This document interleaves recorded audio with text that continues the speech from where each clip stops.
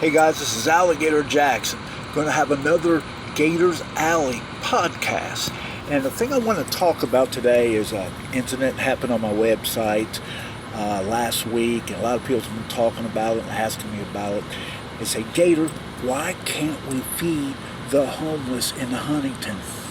Well, there's a little story behind this, and there's also an explanation. So let me tell the whole story first off. So there's this couple that's been feeding the homeless for a long time in Huntington. There's other people that's been doing it too. And each week they would send me a list of some of the things they wanted people to donate that they were going to have for that week. And I posted for them, and it helped get the stuff that they need.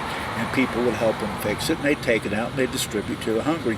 I think they were doing this around the mission because the mission on weekends only gives 2 meals. So anyway, they posted something, and one of the readers, well, first of all, let me say this. Anytime I post something on my website, I got Gator haters out there. They're going to disagree with me. If I say something will come up tomorrow, no, it's not. What do you mean? You don't know it's going to come up tomorrow. What the heck are you talking about? There's always going to be somebody that's going to disagree with what I say. Or no matter how much good, you can be giving away $1 million, and there's people that's going to make a big deal out of it and say why you can't do it. So anyway, so this lady posted on there, do you have your food handler's card? Do you have whatever, hateful license, whatever it was? And there was some of the people responded to it, and there was a brief exchange of ideas there. And anyway, I don't know if it was that lady or not, but somebody, could have been another Gator hater, complained to the health department, and they sent a cease, told the couple to quit doing it. So they had to quit doing it. So people are saying why? You know, people is automatically, in a lot of people's eyes, the Cabell County Health Department became monsters. What kind of people want to not feed the homeless? Why are they taking it out on the homeless? Why can't you do that?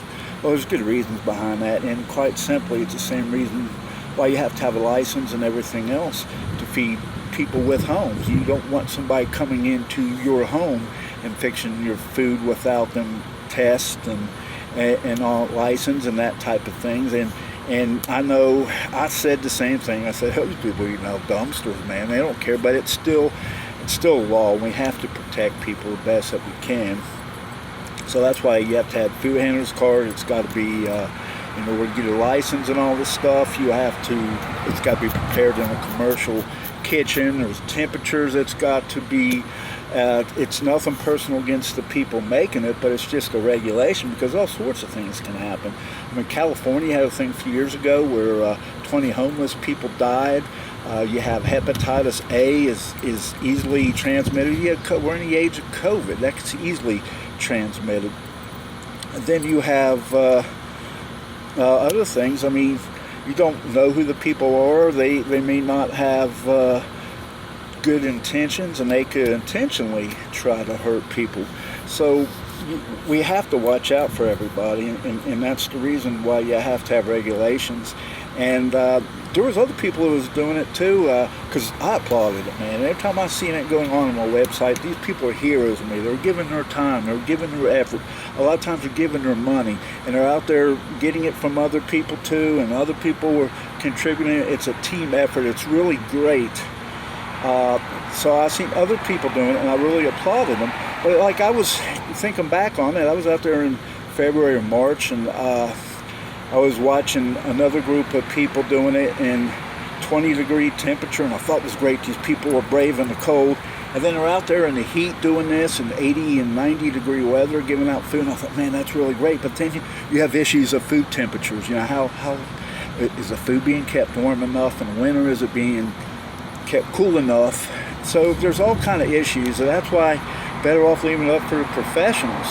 Okay, now, there's an immediate reaction to this. A lot of people got mad, but a lot of things that people don't know, too, is that a lot of people were immediately ready to help. Now, I got a lot of offers from people with churches. I talked to the city mission. They say, hey, man, we could always use people. People want to help. That's great. That's really wonderful. They want to help us. They can help us. And some of the people with kitchens commercial kitchens and stuff, said, hey, get with these people, tell them to come in, they could use our kitchen. So I got back with him and I told him that, and there was never any response to that. But the Huntington City Mission also wanted me to make this point. They give 3 meals a day, 5 days a week. On weekends, they give 2 meals on Saturdays and Sundays. You have the Facing Hunger Food Bank, which is out there always working hard, making sure there's not hungry people. There's churches that have, I don't remember offhand some of them, there's a lot of churches that do what they can. And these people are all licensed and they're all regulated, and it's all healthy and safe. So people are doing their part the best they can. Huntington's got a good heart. A lot of people criticize us for that, but Huntington has a good heart. We have good intentions, and we are feeding people. We are helping people as much as they can. If somebody's going hungry in Huntington, then they're not going to one of the 3 meals at the mission, and these people go to a lot of trouble. They serve 16,000 meals a month at the Huntington City Mission. 16,000 meals for a city this size of 30-some thousand, about 38,000 people. So just wrap your head around that, how much work and how much effort goes into this. So they always need help. If you want to contribute, if you have something you want to give, there's also, we can do things, package stuff, and that's what this couple's going to now. They went on and they made a GoFundMe page, and they were going to collect $600 to get some packaged stuff and give out socks, because they also give out snacks and they give out underwear, socks, that kind of clothing, anything they can to help the people. They're really good-hearted people. They have really solid intentions behind this, and they were coming up a little bit short. And Rocky Meadows, who was always willing to lend a helping hand, he hates to see anybody go hungry.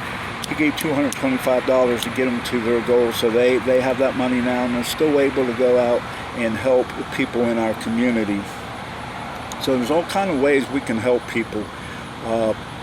It's a team effort, But anyway, I just wanted to clear up the story on some of that. I know it seems bad. I just want you to know the health department is not running around with little SWAT wagons or something, raiding people, saying, oh no, they don't have a license. It's one of those things that never would have came up. But there's Gator haters out there. Probably blame it on me. It's probably my fault. If it wouldn't have been on my page, it never would have happened, and those people would still be out there feeding people. It's just, there's a lot of hateful people, and they hate to see good, and there's laws that back it up for a reason. I mean, I know what you say. You can look at it both ways, but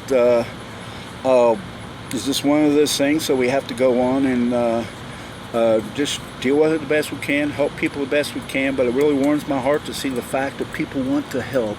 They're out there, they're worried about, they're concerned about the people that live in this town, and they want to make sure that people are eating. But I do want you to feel assured that there is people out here and organizations out here. Harmony House also, I cannot say enough about those people down there. They really contribute a lot to our community. They really help the homeless. They help a lot of people. And actually, after a while, they're not homeless no more, because Harmony House helps them get houses. So keep in mind, if you have some extra money in your pockets and you want to help out some of these places and make some contributions, or if you just have some extra time and you want to go, get in touch with the community and you want to help some of these churches that do that, there's groups out there who are always looking for volunteers. So let's keep up the good work. Just don't get your heads down. We're going to do this thing, man. Thanks for listening to the podcast.